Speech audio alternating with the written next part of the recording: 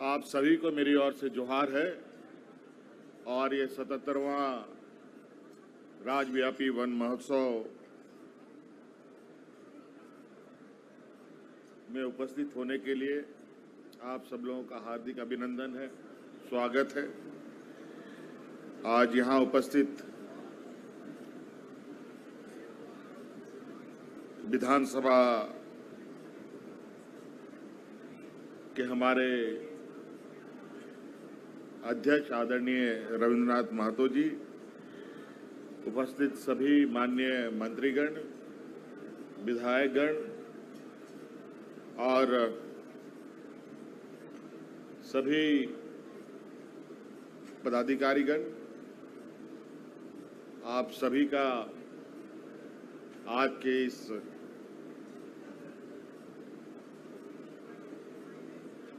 महोत्सव में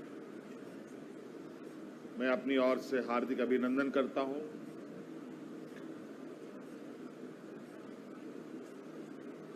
अभी कुछ दिन पहले ही वन विभाग के द्वारा वन महोत्सव का भी कार्यक्रम रखा गया था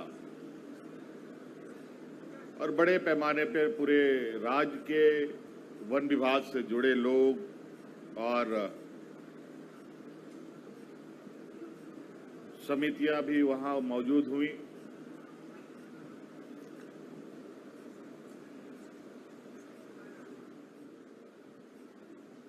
और आज विधानसभा के इस परिसर में पुनः हम लोग एकत्रित हुए हैं। जो कार्यक्रम है, इसके बाद वृक्षारोपण का भी कार्यक्रम है और निरंतर हर साल विधानसभा द्वारा आयोजित वन महोत्सव में विशेषकर हम सभी माननीय विधायक, मंत्री उपस्थित होते हैं। और आप देखते होंगे कि झारखंड विधानसभा के आसपास छोटे बड़े कई हरे भरे पेड़ दिखाई देते हैं।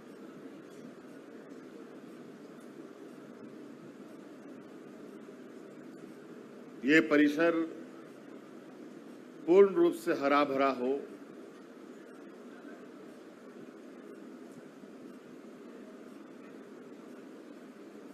और इसको हरा भरा बनाने में हम सभी लोग कैसे भूमिका निभाएं, ये जरूरी है।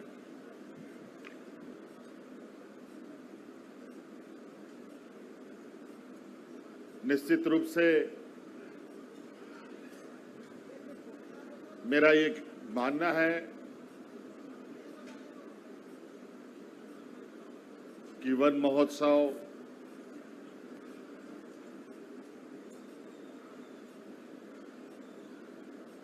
और पर्यावरण के लिए ऐसे कार्यक्रमों के माध्यम से जागरूकता और पर्यावरण को संरक्षित रखने के लिए अत्यंत आवश्यक है।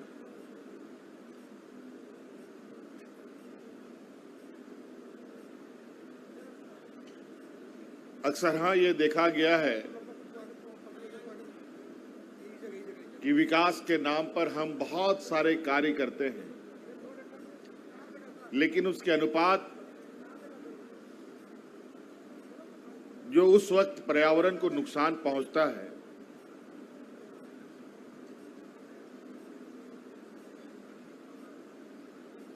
उस वक्त के उस नुकसान को हम कैसे कंपनसेट करें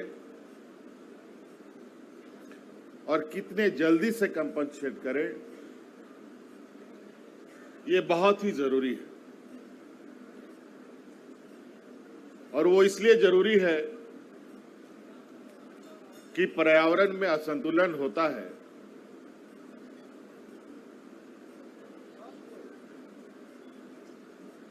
तो पूरा मानव जीवन या पूरा जीव जंतु सभी चीजें प्रभावित होती हैं। जिन चीजों में जान है उस सभी कोई प्रभावित होते हैं। इसमें सिर्फ इंसान ही नहीं, जानवर भी आते हैं, पक्षी भी आते हैं, सभी तरीके के जीव जंतु प्रभावित होते हैं। तो ये जरूरी है कि हमें जो हम नुकसान करते हैं उसको भरपाई करें।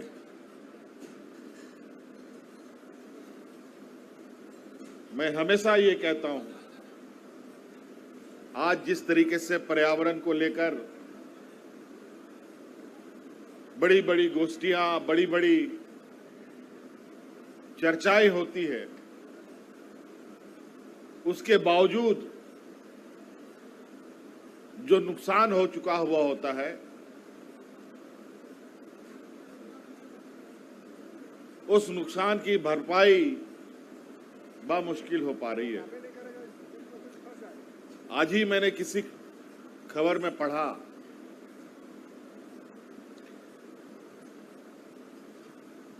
कि इटली का कोई ज्वालामुखी है जो दुनिया का सबसे पहले ज्वालामुखी फटा था। ये दुनिया का सबसे पहला ज्वालामुखी होगा तो कितने साल पुराना होगा आप अंदाजा लगा सकते हैं। और वो ज्वालामुखी फिर से सक्रिय हो गया।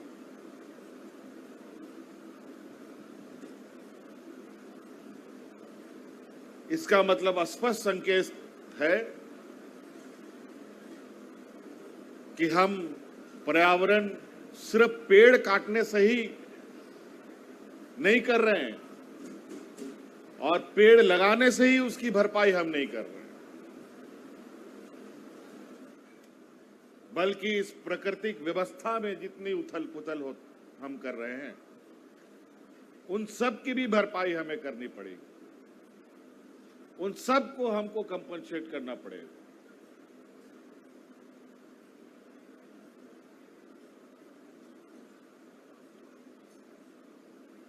नहीं तो बहुत आने वाला समय में जीवन चुनौती भरा रहेगा। हम पेड़ भी काटते हैं, हम खनिज संपदा भी निकालते हैं, हम डीप बोरिंग करके पानी भी निकालते हैं, बड़े बड़े डैम लगा करके पानी को भी रोकते हैं।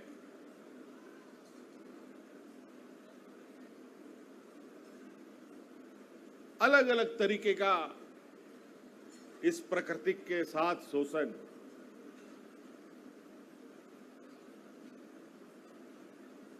ये बहुत ज्यादा, और चूंकि हमारे देश की जनसंख्या भी उसी प्रकार है, 125-150 करोड़ वाला ये देश और उसमें 3.5 करोड़ के जनसंख्या वाला ये झारखंड राज्य, अगर हम सब मिलकर के इस प्रकृति पर टूट पड़े तो आप अंदाजा लगा सकते हैं कि कितनी बड़ी नुकसान हो सकती है।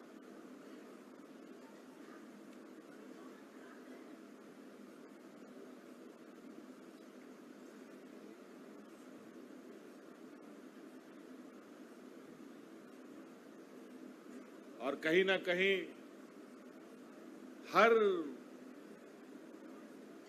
जगह हमें काफी सजगता के साथ, काफी सक्रियता के साथ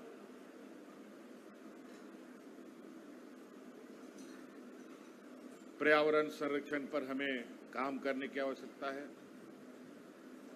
मैं वन विभाग और पर्यावरण जो भी विभाग है हमारे, इन सभी से मैं ये भी कहना चाहूंगा कि आप लोग सिर्फ वृक्ष मत लगवाइए, बल्कि पानी को भी धरती के अंदर जाने का कार्य योजना तैयार करें।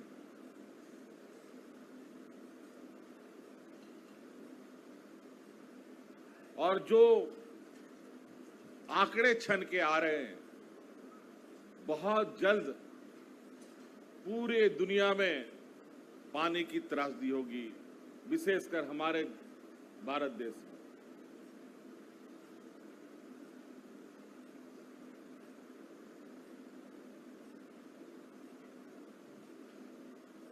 और इसको लेकर के भी बहुत बड़ी, कहा जाए कि दुनिया के लिए चुनौती बन जाएगा। तो इसीलिए हम सभी छोटे बड़े शहरों में पर्यावरण के प्रति कितनी संवेदनशीलता होनी चाहिए, इसका पूरा भरपूर लोगों को जानकारी उपलब्ध कराई जाए, विभिन्न माध्यमों से उनको जागरूक किया जाए और झारखंड जैसे हरे भरे प्रदेश को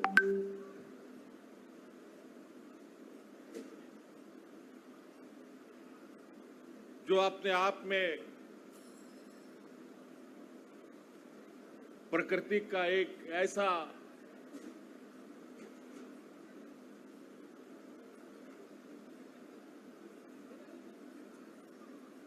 क्षेत्र कह सकते हैं जहां पर हर कुछ झारखंड में है। जंगल भी है, पहाड़ भी है, नदी भी है, खनिज संपदा भी है और ये सारी चीजें हमारे लिए जीवन यापन का माध्यम भी है।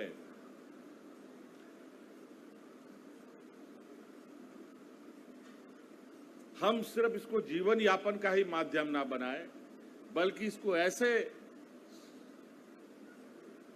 इस तरीके से उसके साथ हम व्यवहार में रहें कि आजीवन अनंत समय तक हमारे लिए जीवन यापन का माध्यम बने रहे। आज हम हैं, नहीं हैं, कल रहेंगे, नहीं रहेंगे, लेकिन हमारी पीढ़ियां आती जाएंगी। हम ऐसा कुछ ना करके जाएं कि आने वाली पीढ़ी उसका दंश का शिकार हो। इसीलिए आप सभी लोग आज इस वन महोत्सव में उपस्थित हुए। निश्चित रूप से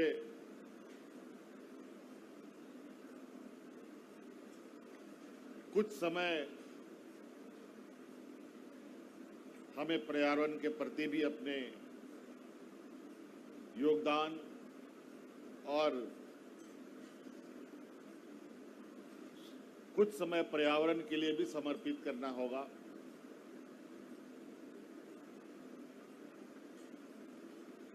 आज माननीय अध्यक्ष जी के नेतृत्व में हम लोग वृक्षारोपण में आगे बढ़ेंगे।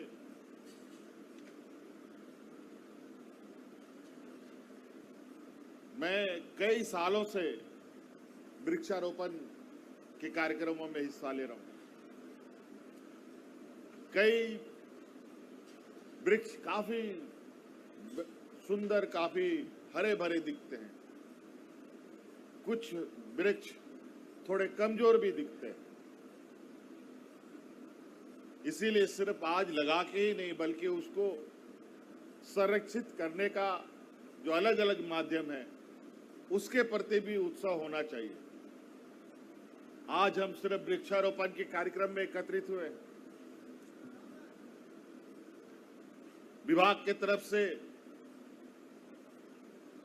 कई अलग दिन मुकर्रर करके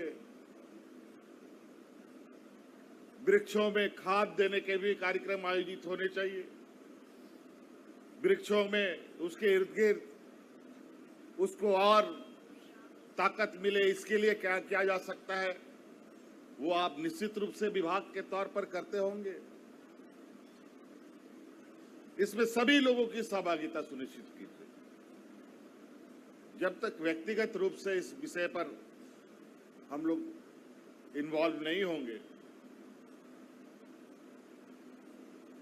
तो इतने बड़े धरती में इतनी बड़ी